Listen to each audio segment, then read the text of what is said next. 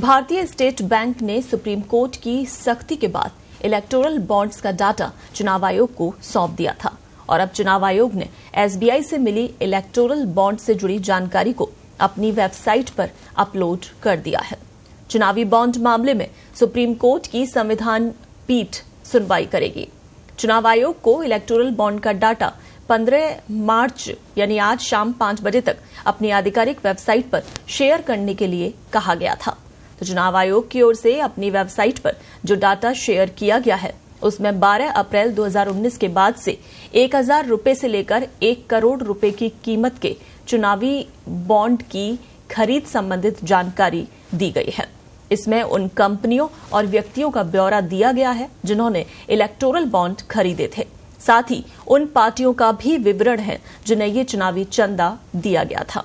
Electoral bond की जानकारी सार्वजनिक करने के सुप्रीम कोर्ट के आदेश का अनुपालन करते हुए एसबीआई ने मंगलवार शाम को उन संस्थाओं का विवरण प्रस्तुत किया था जिन्होंने अब समाप्त हो चुके चुनावी बॉन्ड खरीदे गए थे और राजनीतिक दलों ने उन्हें प्राप्त किया था। आपको बता दें कि चुनाव आयोग ने सुप्रीम कोर्ट के समक्ष एक आवेदन दायर किया। इसमें सुप्रीम कोर्ट द्वारा 11 मार्च को पारित आदेश में संशोधन की मांग की गई।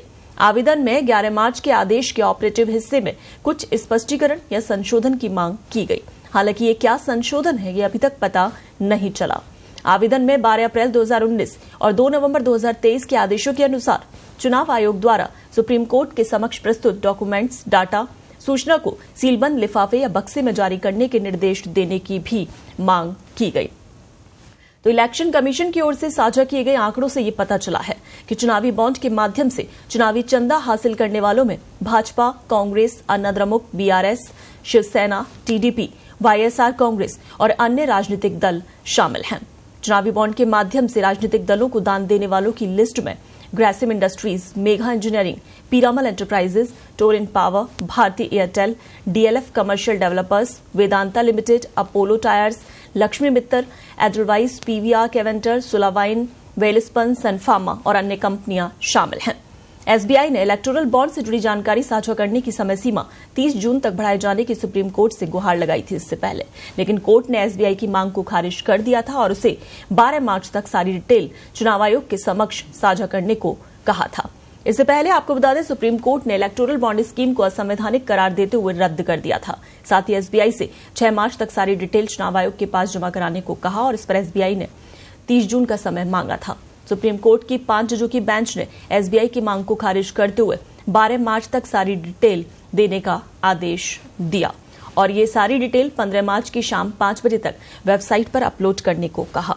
वहीं आपको बता दें चुनावी बॉन्ड से फंड पाने वाली टॉप 5 जो राजनीतिक पार्टियां हैं उसमें सबसे पहला नाम है बीजेपी का, जिसके हिस्से में कुल बॉन्ड का 47% फंड आया है, यानी कि 6061 करोड़ रुपए फंड मिला है।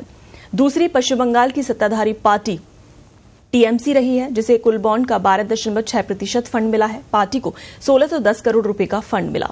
और तीसरे नंबर पर देश की सबसे पुरानी पार्टी जिसे फंड मिला है कांग्रेस, जिसे 1422 करोड़ रुपए का फंड मिला है, जो कि कुल बॉन्ड का 11% है।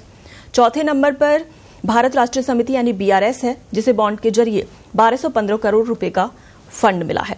5वें स्थान पर ओडिशा की सत्ताधारी पार्टी बीजू जनता दल है, जिसे इलेक्टोरल बॉन्ड के जरिए 776 करोड़ रुपए का फंड मिला है।